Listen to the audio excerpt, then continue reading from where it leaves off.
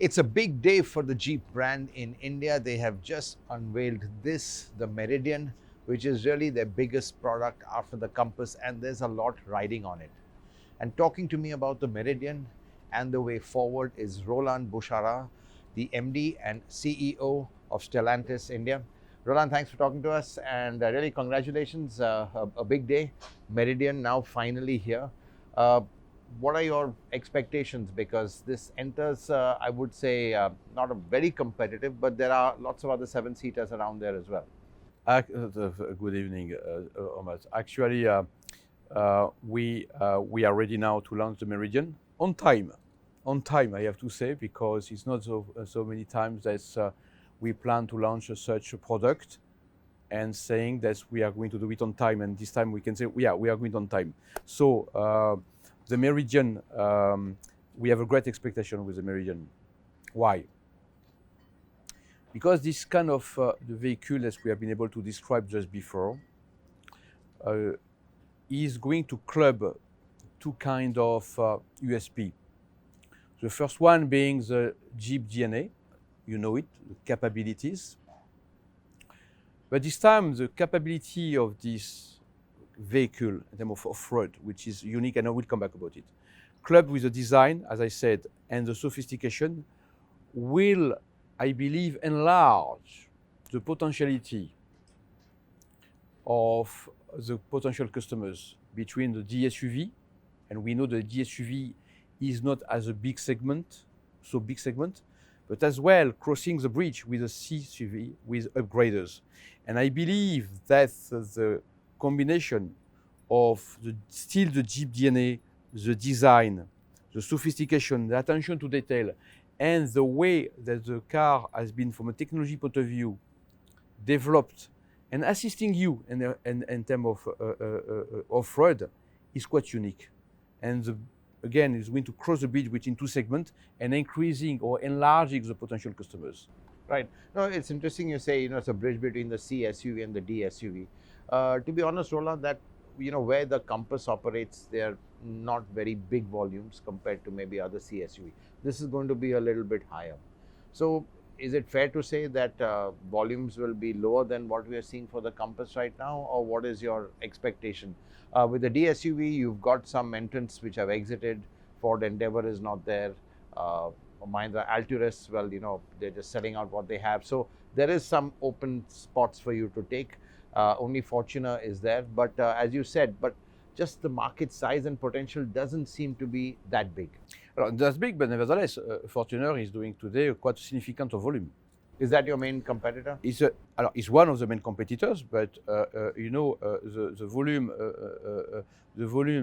made by the Fortuner is quite significant. It's not as so small, and we have not to forget as well that another key competitor, Andover, was used to do something quite a fair number of volume disappeared.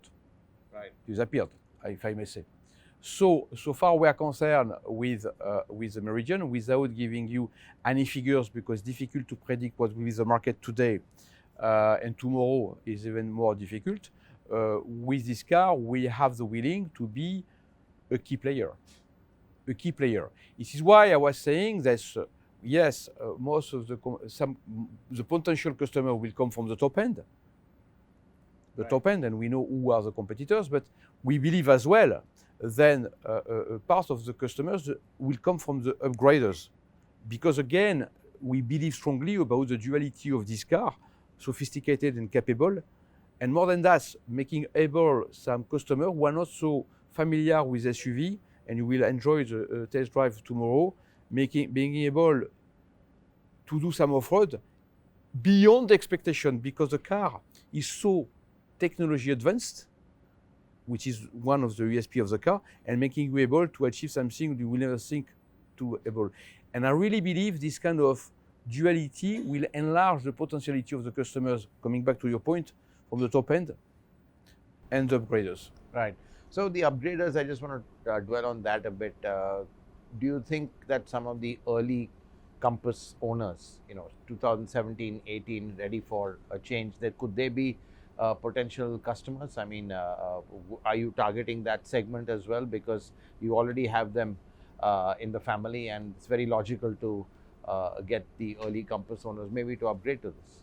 I mean, as part of the upgrader, for sure, because some of them who bought, in 2016 or 17 a Compass will be ready to upgrade, which is part of the life and upgrading our life. And India is a young population because 64% of the population is below 34 years.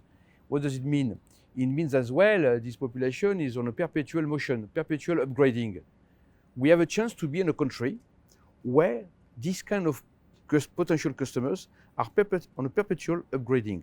Perpetual upgrading. Upgrade is not a word, it's a fact. And you mentioned about Compass, but I will mention as well some other brands that I'm not going to list today, where we do believe as well will contribute to this kind of potential upgrader. Because the USP of the car will ease this kind of upgrading. Right. And do you also feel that, there's a lot of activity with the 3-row, 7-seat segment? So that is also kind of adding to it. I mean, there's a wide range of them. Yes. Top, bottom, everything. I'm talking about it's the age or the year of the 7-seat SUV. I think it's probably the first real DSUV 3-row. And again, that will contribute this kind of duality, friends and family. Right. You know what I mean? Friends and family, urban and off-road.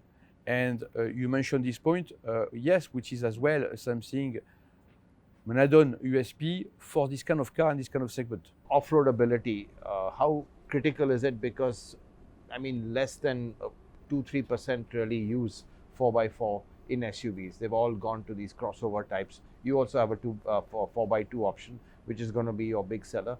So is it just part of the brand, the DNA, which is really important in, selling the product? Alors, it's a good question, very good question. You're right. Not so many buyers are using the full capacity of the 4x4. Having said that, we have seen the trend over the last years of more and more customers are buying these kind of options.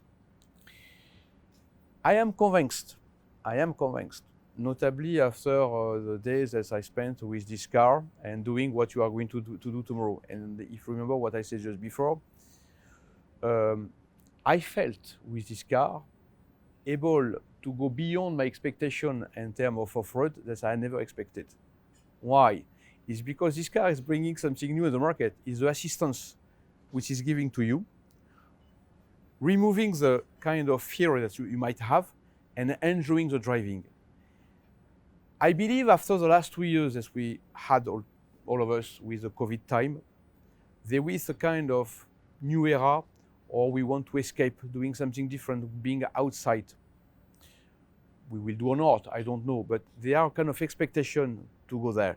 And I believe this car USP will be to enable someone who is not so keen or not so familiar with off-road to go beyond his expectation and enjoying driving because of the technical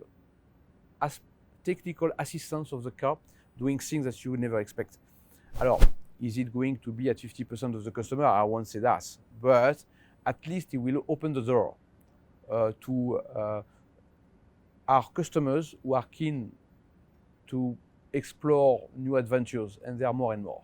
Right. Now that's interesting. And the other thing is in 2022 to launch a vehicle with diesel only doesn't seem, it's not the trend, so to speak. So your diesel now, obviously there's a push towards diesel. I mean, when can we expect a petrol powertrain in this? Alors, first of all, we have to say, to come back to your question, which is an important question as well. This kind of when you look at the segment, is much more diesel. But actually, when you look at the more technical aspect of our diesel with the new regulation, is very close in terms of fuel efficiency, in terms of consumption, and the petrol. You know what I mean? Yeah. So it's very close. It's not so far, even if it is not better. So far, I believe when you take into consideration the cost efficiency, which is so important today and probably even more important tomorrow, this kind of engine is still quite a good advantage in this kind of segment. No, absolutely. But everyone's giving a petrol option. So can we expect that maybe a year or two down the road, it's possible. It might be possible. Right. Okay. But no, Might be. no immediate plan Not for immediate that. project. Okay. Don't want to get into that. Okay. Last question, Roland. Just for this model for the Jeep in India, you've now got really. Though you say you're making 4 models here, the real volume ones are going to be the Compass and the Meridian. Are you looking at this to give you that critical volume? Because the volume has gone down from what the Compass was at its peak, and obviously you need the volume when you're for localization. So just trying to understand, is this now really the second pillar of Jeep in India? Alors, Meridian, Yes. yeah, of course, it's will be the second pillar. Then you're right, the Wrangler is doing well, but in a kind of segment which is much smaller. And we are going to launch the Grand Cherokee later on in the year, which is going to be well as well, but in different segment. But in terms of volume, yeah, it will be the Compass and Meridian so far, because I talked just before about the impressive product offensive of Jeep lineup development from last year to this year. But we are as well more coming in the next years. Right. And with them both clubbed, obviously you get a lot of cost efficiencies. So this can even make the Compass more cost effective to manufacture and produce. So is that something that you're looking to benefit from? Because a lot of some parts are Claire, alors, first of all, I have to say that this car is going to produce, as you know, in Ranjagan, Yeah. where we are manufacturing the Compass, and we can say clearly that the increase of both of the volume will contribute to reduce the manufacturing cost. Right. And finally, Roland, what next after Meridian from a volume point of view? Because Jeep has looked at different kinds of segments to get into. You've got a plant, you've got a manufacturing plant. Clearly, with Compass and Meridian, you can have more products, but nothing's happened on that. So can we expect something in the future where we'll have a third pillar? Let's put it that way. We will have other pillar. I am telling you, I'm not going to unveil today, but we'll have in the next years other pillar aligned with the market evolution. What I can tell you is that from a global Stellantis in India, our ambition will be to have a strong presence, meaning a significant market share, in all segments where we will be. That is a strong ambition with a profitable sustainability. Right. I mean, one of the pillars could be with a PSA platform, but is there a conflict between PSA or Citroen crossovers and Jeep crossovers because the brands are so different? It's very difficult to share, let's say, certain architecture, largely because 4x4 is a very important factor in a Jeep. So just wanted to know what is the possibility of more synergies and more sharing, because that's the whole objective of the joint venture. Sure, you're absolutely right. Having said that, the merger is quite recent because we are talking about, we have just celebrated the 1 year birthday of the merger. The question you raised about the platform Synergies is a valid question, which is studying at this stage, but it's a bit too soon, obviously, as you understand, to say. Right. Wish you all the best. Thank you. Thanks a lot. Thank you. Thanks.